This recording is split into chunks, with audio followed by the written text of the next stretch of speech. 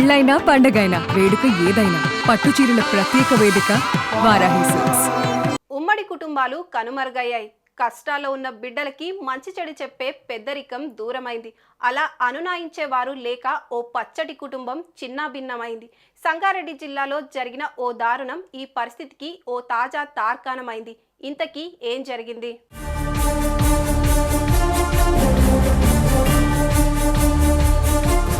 మియాపూర్కు చెందిన సందీప్కి, మంచిర్యాలకు చెందిన కీర్తికి ఓ 6 ఏళ్ల క్రితం వివాహమైంది. దంపతులిద్దరికి సాఫ్ట్వేర్ ఇంజనీర్లుగా ఉద్యోగాలు వచ్చాయి. వారి దాంపత్యానికి కానుకగా 2 బిడ్డలు పుట్టారు. పాప వయసు 3 ఏళ్లు, బాబు వయసు 14 నెలలు. ఆర్థికపరమైన ఏ సమస్యలు లేవు. ఆనందంగా సాగిపోతున్న సంసారం. ఆ కుటుంబాన్ని చూసి అందరూ ముచ్చటపడేవారు. వీరు అమీన్పూర్లోని శ్రీధమ్ హిల్స్లో నివాసం ఉంటున్నారు. ఈ నేపథ్యంలో ఆదివారం నాడు ఎందుకు గొడవ తలెత్తిందో కానీ పాప పుట్టినరోజు విషయంలో భార్యాభర్తలిద్దరికీ చిన్నపాటి గొడవ జరిగినట్లుగా సమాచారం.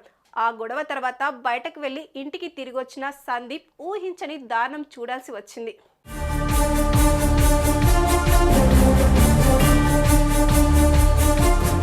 అతను ఇంట్లోకి అడుగు పెట్టేసరికి కీర్తి ఫ్యాన్కు ఉరివేసుకొని శవమై వేలాడుతుంది. సందీప్ వెంటనే కీర్తి భౌతిక గాయాన్ని కిందకు దించాడు. జరిగిన గొడవ గురించి తండ్రికి చెప్పాడు.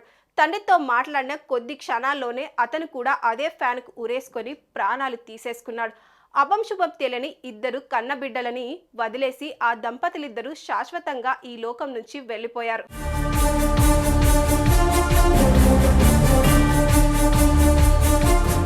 ఈ దంపతులిద్దరూ ప్రాణాలు వదిలిన సమయంలో వారి బిడ్డలిద్దరూ మియాపూర్లో సందీప్ తండ్రి దగ్గర ఉన్నట్లు తెలుస్తుంది.